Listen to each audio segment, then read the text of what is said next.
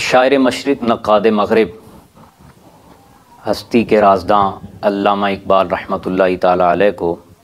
اللہ رب العزت نے اپنے پیارے محبوب پاک علیہ الصلوۃ والسلام کے طفیل جو عزت، جو شہرت اور جو مرتبہ عطا فرمایا، تو علامہ اقبال نے بھی اس کا کئی جگہوں پہ اظہار کیا ہے، اس کا کریڈٹ دیا ہے رسول اللہ صلی اللہ علیہ وآلہ وصحبہ وسلم کو۔ کہتے ہیں در دل مسلم مقام مصطفیٰ آبروئے ما زنا میں مصطفیٰ صلی اللہ علیہ وآلہ وسلم، کہ یہ جو عزت ہے، یہ جو وقار ہے، یہ جو مرتبہ ہے، یہ جو شہرت ہے، یہ جو نیک نامی ہے، یہ رسول اللہ صلی اللہ علیہ وسلم کے نام پاک کی برکت سے ہے۔ علامہ اقبال رحمۃ اللہ تعالیٰ علیہ مفکر، مدبر اور مصور پاکستان، اور پھر اس حوالے سے کہ آپ نبض شناس تھے اور پھر تشخیص بھی کرتے تھے۔ یہ جو ناموس رسالت صلی اللہ علیہ وآلہ وسلم کے حوالے سے یہود و نصارہ کی سازشیں اب سے تو نہیں ہیں، بڑی دیر سے، اور رسول اللہ علیہ الصلوۃ والسلام کے ظاہری دور حیات سے ہی شروع ہیں۔ علامہ نے جب یہ خلافت عثمانیہ ختم ہوئی تو اس وقت ہی آپ نے فرما دیا تھا کہ یہ فاقہ کش موت سے ڈرتا نہیں ذرا، روح محمد اس کے جسم سے نکال لو، صلی اللہ علیہ وآلہ وسلم، کہ مسلمان کا رسول اللہ علیہ الصلوۃ والسلام سے وہ ناطہ توڑنا چاہتے ہیں، رشتہ توڑنا چاہتے ہیں، یہی وہ ایک رشتہ ہے، یہی وہ ایک رابطہ ہے، یہی وہ ایک تعلق ہے جس سے مسلمانوں کی جو عظمت ہے، مسلمانوں کی جو شان و شوکت ہے، جو باقی امتوں سے انہیں ممتاز کرتی ہے، یہی ایک وجہ ہے، اور اسی دولت کو وہ چھیننا چاہتے ہیں کہ ان کے دلوں سے ادب مصطفیٰ، احترام مصطفیٰ، تعظیم مصطفیٰ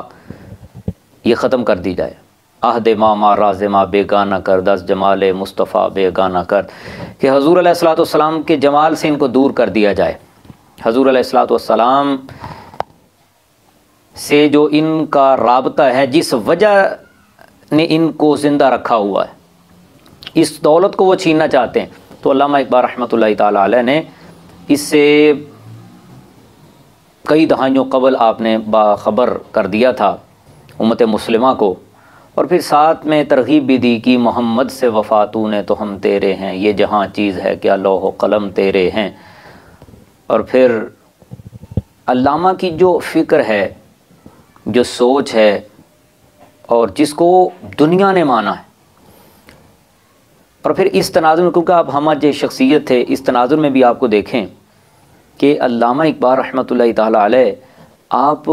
کو اولیاء کرام سے جو ایک وابستگی تھی، ان کا جو ایک تعلق تھا، اس کا انہوں نے بڑی جگہوں پہ اظہار بھی کیا،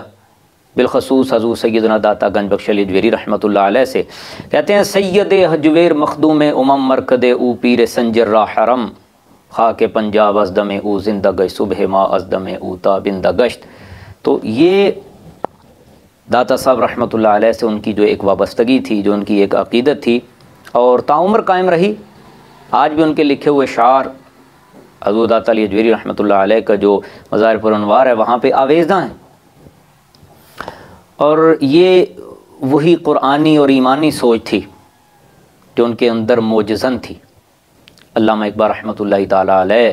کو اللہ رب العزت نے جو مرتبہ اور مقام عطا فرمایا، 9 نومبر آپ کی یاد دنیا بھر میں منائی جاتی ہے، اور پھر پاکستان میں خصوصی طور پہ، چونکہ آپ مصور پاکستان کے لقب سے ملقب ہیں، تو اس حوالے سے بھی ہر طبقہ ہے زندگی کا انسان آپ کو خراج تحسین پیش کرتا ہے۔ کہتے ہیں میں نے حضور علیہ الصلوۃ والسلام کی ذات پہ درود و سلام پڑھا ہے، جس وجہ سے لوگوں نے مجھے علامہ کہنا شروع کیا۔ تو کریڈٹ حضور علیہ الصلوۃ والسلام کو دیتے ہیں۔ یہ سوچ ہے، یہ فکر ہے علامہ اقبال رحمۃ اللہ تعالیٰ علیہ کی، اور دعا گو ہیں اللہ رب العزت ان کے فیضان کو جاری رکھے، اور ان کے درجات کو اللہ رب العزت بلند فرمائے۔ اور جو خواب انہوں نے دیکھا، جس انداز سے وہ مسلمانوں میں اتحاد کے داعی رہے، یا قوت اس کو کہتے ہیں چوبے کانٹا جو کابل میں ہندوستان کا ہر پیر و جواں بے تاب ہو جائے۔ تو یہ جو علامہ اقبال رحمۃ اللہ علیہ کی ایک سوچ اور ایک فکر تھی اتحاد و یگانگت کی، اللہ رب العزت کرم فرمائے کہ وہ جو خواب تھا وہ شرمندہ تعبیر ہو۔ اللہ رب العزت ان کے درجات بلند فرمائے اور ان کے فیضان سے ہم سب کو بہرہ ور فرمائے۔